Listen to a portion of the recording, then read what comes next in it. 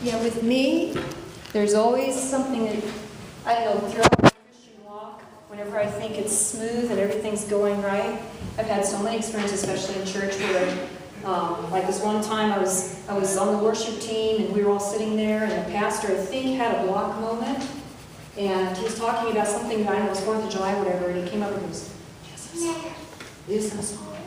I'm like, it wasn't planned. So, and I got up there, and he started singing it in a key I couldn't sing. So I was trying to find a good, I have those moments in church. So God always reminds me that I need Him very much. And so moments like that when things don't work, I think when you're in a congregation that's understanding, we can laugh it off and just keep moving. Sometimes certain things happen that we would have missed before. So anyway, I just laugh right now sometimes. Well, when is enough enough? Ever feel discontented with what you've been given in life? I mean, be honest. Has there ever been a moment in your life where you're just quite happy with what's going on? We look at what we have over here, and then we look at what they have over there, and it seems bigger and better. And we're like, why don't we have that? What if Jesus came in right now and handed out gifts to every person in this room? Would you be content with whatever He gave you? Hey guys, I got you each a gift. No way, Jesus, why? Well, I just love you guys, so I wanted to get you something. Oh, so nice. Laura, you first. Oh, this is so exciting. Oh, will you look at this little 8-ounce can of Coke? This is perfect for me. I looked everywhere to find a gift for you, and this just seemed to fit. I love it. Drew? Yeah, your turn. All right. No way, Jesus. Seriously? 20 ounces of Coke? Yeah, baby. This is awesome. Oh, Jesus, thank you so much. Laura, we gotta go show Richard our gifts. Come on. Hey, Laura. Is there a problem? No. I mean, well, yeah, kind of, you know. It's just that every time you give people gifts, you always give everyone else more than you give me. What do you mean? I mean, like, I open my gift and, oh, cute, 8 ounces, and then Drew opens his gift and, hello, 20 ounces. Oh, I know what you mean. Well, that gift is for Drew. Well, that's what I want. Go get it for me. Okay, if that's what you want. Yeah. I got a liter! I know it's 1 liter of God's sweet goodness. Jesus gave it to me. He did? Yes. You know what? You're going to meet somebody with a bigger bottle, and you are going to be so mad. Laura, check it out. I got an upgrade. Coke 3.0. That is awesome. I know. Well, isn't that just great? Yeah. Hey, Jesus, you rock. Yeah, what Thanks, is Drew. wrong with you?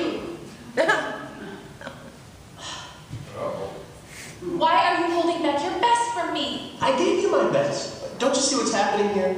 You're letting everyone else's gifts steal your joy. No, Jesus, you are stealing my joy by giving everyone else more than you give me. Laura, I picked this gift out for you. That's what I wanted you to see. I don't care.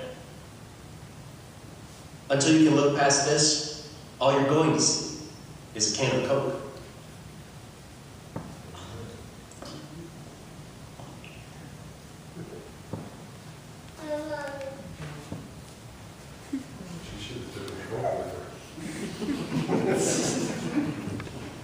Can you see past the Coke can?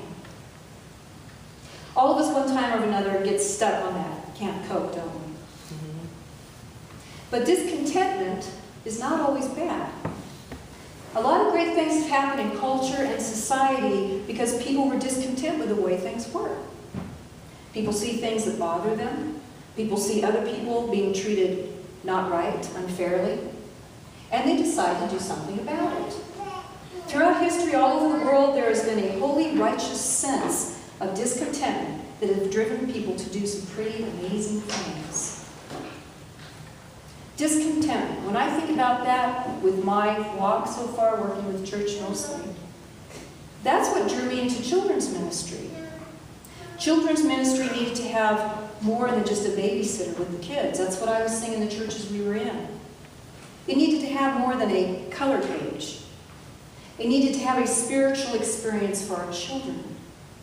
So I began taking my gifts and creating and making music and all that for kids. Discontentment is what I was hearing during worship in the churches I was going to. Musicians in a church can provide quality music. Lots of times I've gone where they're basically having a practice. And people are coming and they just threw it together. Now some people are okay with that, but if you have the gifts and talents, why not put your best into it? Because we're creating an environment for people to worship God. And God gives quality. I mean, look at the things He's made. Our worship should be the best we can offer. Discontentment was for me and Scott seeing churches we were going in where people were not spiritually connected to each other. And that's why Scott and I offered to come to your homes and do a life group. Well, usually when you ask us, we'll say, well, what time's good for you? Is it good in your house? Do you want it in our house? Do you want it in the church? Because that's how important it is. And we've seen the difference. It's incredible. Discontentment is basically an emotion, kind of like an appetite. I never really thought of it that way, but when you do think about it, it's an emotion. Many people handle discontentment the wrong way. They convince themselves that what they have is not good enough. We kind of talked about that last week. Our needs, our wants turn into these needs we have to fulfill. The want becomes a justified need, and until they get what they want, they can't see past that can of Coke. Discontentment needs to be handled much like you'd handle an appetite. Which is kind of funny, but it's a matter of acknowledging the need you've created. You have to tell yourself how much you want to eat, right, when you're really hungry, especially if you're on a diet. You have to watch those things, but you have control over it if you want. You refocus it or rechannel it. This morning we're going to look at some passages about discontentment. You can follow along with your Bible if you'd like, and we're going to go to the answer right there. Timothy 6, verses 6 through 12 is what we're going to be talking through. 1 Timothy was a letter written to a young man named Timothy. 1 Timothy and 2 Timothy were written by the Apostle Paul during the first century. Paul was put into prison a lot because of his faith in Jesus Christ. And whenever he was in prison, Paul took that opportunity to write letters to all these churches. This was a letter to young Pastor Timothy, in whom he mentored and he coached. Beginning in verse 6. But godliness with contentment is great gain. Paul is saying here, if you can find contentment and you can follow God, then you are set. Now, there's something no one can argue with. The next verse, Paul says, for we brought nothing into this world, and we take nothing out of it. And how can you argue with that? And yet, we have a tendency to live our life as if somehow it depended on what we have and who we are. And we didn't have that when we came in, right? Paul says it should be easy to be content with very little, since we started out with nothing. Because you have nothing, because if you have something now, you have more than what you had when you came into the world. And when you leave this life, you're going to leave it behind. Remember, you can't take it with you. But when is enough enough? Paul continues in verse 8. And if we have food and clothing, talking about himself and his fellow disciples with him, we will be content with that. That should be enough for us. Paul shares the fact that he and his fellow disciples have come to a place where they have been content with what they have. In Philippians 4:11, for I have learned to be content whatever the circumstances. I know what it is to be in need, and I know what it is to have plenty. I have learned the secret of being content in any and every situation, whether well-fed or hungry, whether living in plenty or in want. I can do all this through him who gives me strength. Amen. In which, now some of us are thinking, no, wait a minute, I agree with that, but you know what? You need more than the clothes on your back and just enough food to eat to get by in this world today. I mean, people would start thinking something's wrong with you. But listen to what Paul's saying again on this. Paul is saying we should be in a place where enough is enough. And anything beyond that is extra. And that's when we need to be on guard. Because there's something in us that's never satisfied, right? Always want a little bit more. You see, we've got this, but they've got that. And that part of us doesn't know when we have enough. So these next few verses are for me and for you, as Paul goes on in verse 9. People who want to get rich, want to live richly, people who want to get ahead, people who want more food than they really need, more houses than they need to live in, more cars than they really need to drive, more money than they really need to spend, fall into temptations and traps, causing them to make many foolish and harmful desires, have many foolish and harmful desires that plunge them into ruin and destruction. Now, for someone that's trying to get ahead, which is the American dream, I mean, that's a positive thing. You need to do better for yourself, acquire more things for your family, make life nice. That's not too encouraging, is it? So what Paul is saying to us is, if you're not content with what you have, you will find yourself always wanting more. Use that again. Having part of the glare, I'm sorry. If you're not content with what you have, and if you find yourself always wanting more, you need to know that you're setting yourself up for some very specialized temptations. Specialized temptations. I thought that was very interesting how that was worded.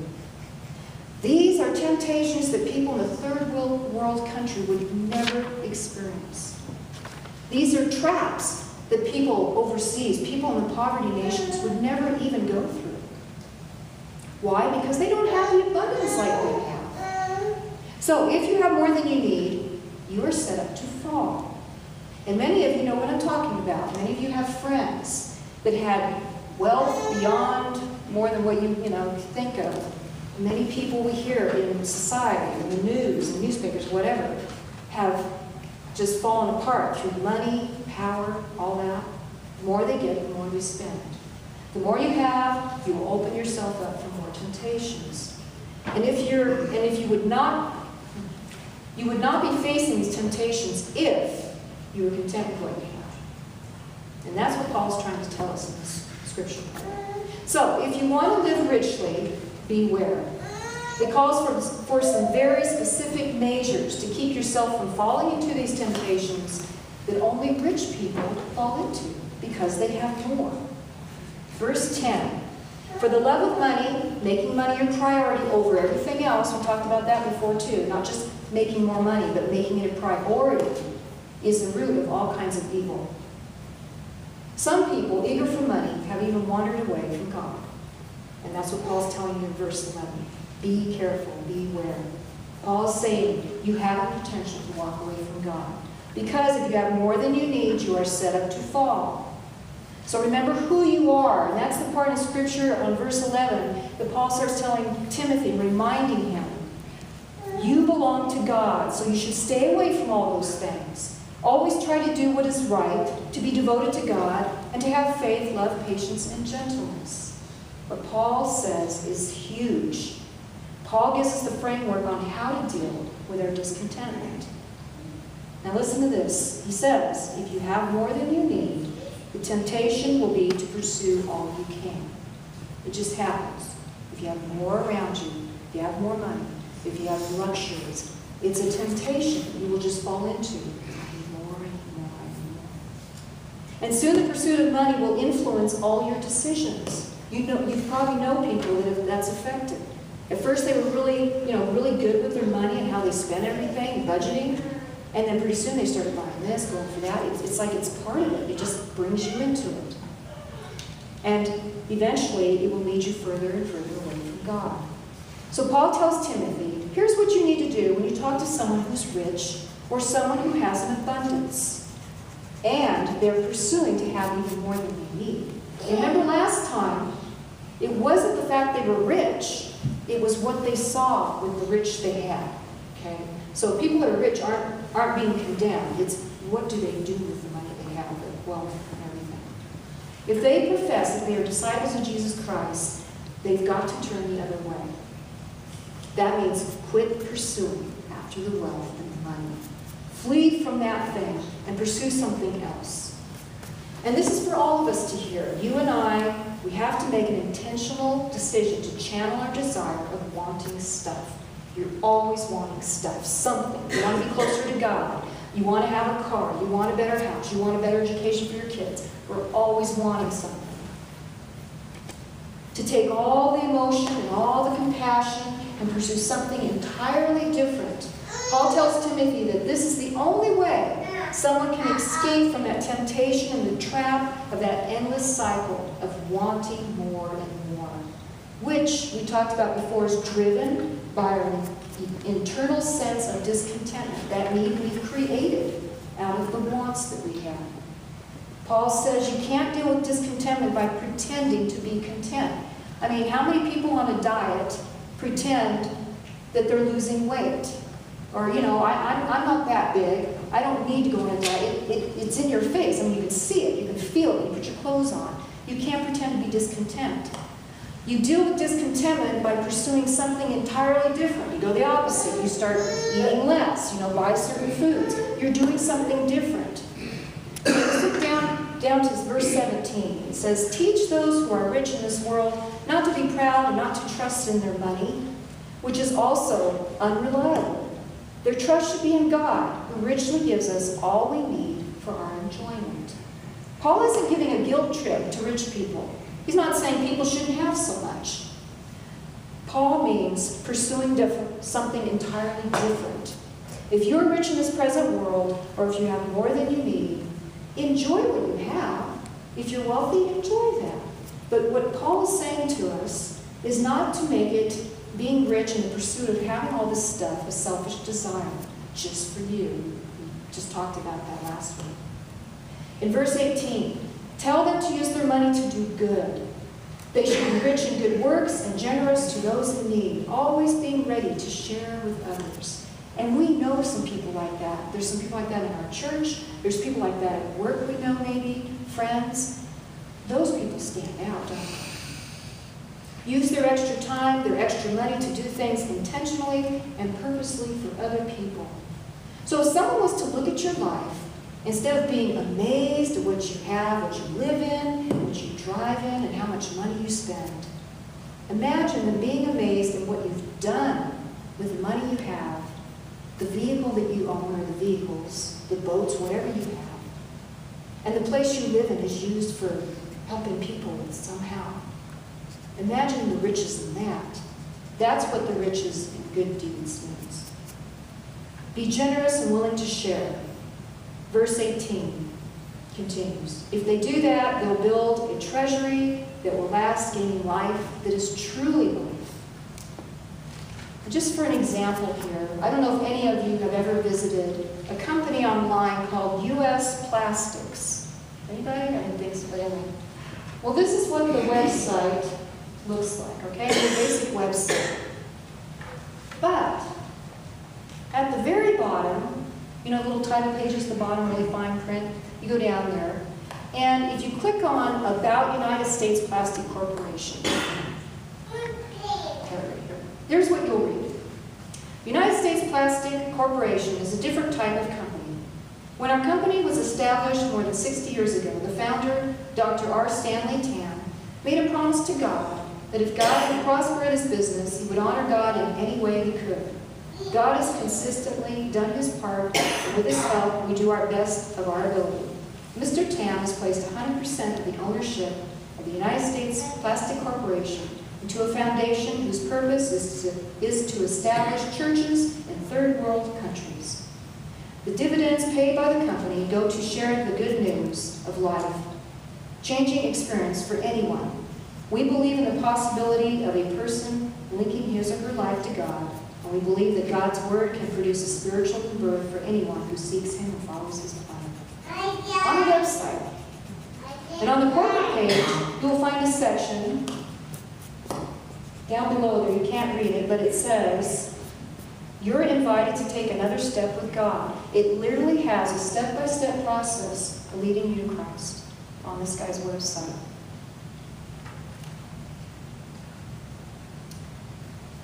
Stanley Tan, he's an amazing Christian. And actually, when you go and listen to the sermon, like on Facebook, and I have the downloadable page, I have a link to his story on YouTube if you want to watch it. It's amazing what this guy started with and ended up. And I think I have one more picture here. Yes. That is the side of this building. I just thought it was pretty cool. And it's on two main huge highways going. I mean, you can't miss it. This man has a passion for people to know the Lord. And he is a very wealthy businessman. The two can go together. Discontentment is a misguided focus. A focus that is all about ourselves, really. Discontentment takes the things that God gives us and makes them seem not good enough. If you really think about it. Think about the things He's given us, and when we start wanting something else, we need to relook at what we have. It makes them seem not good enough, and it robs you from the riches of God that He has for you. Do you have enough to be content? Chances are you have more than enough to even be a blessing to others.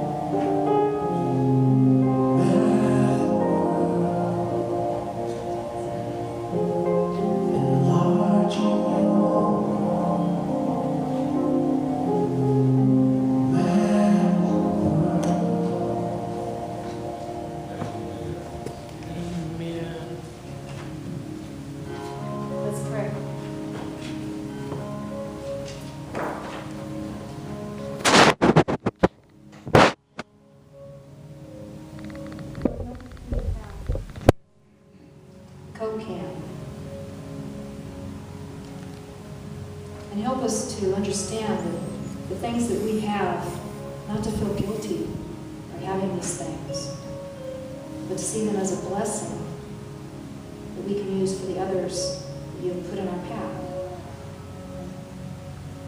And not just people we don't know, but our families, our relatives, our co-workers, our brothers and sisters in Christ.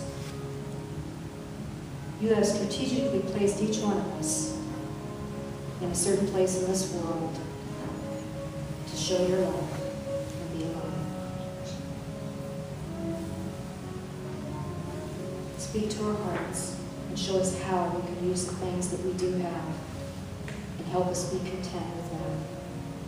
In Jesus' name, amen. Amen.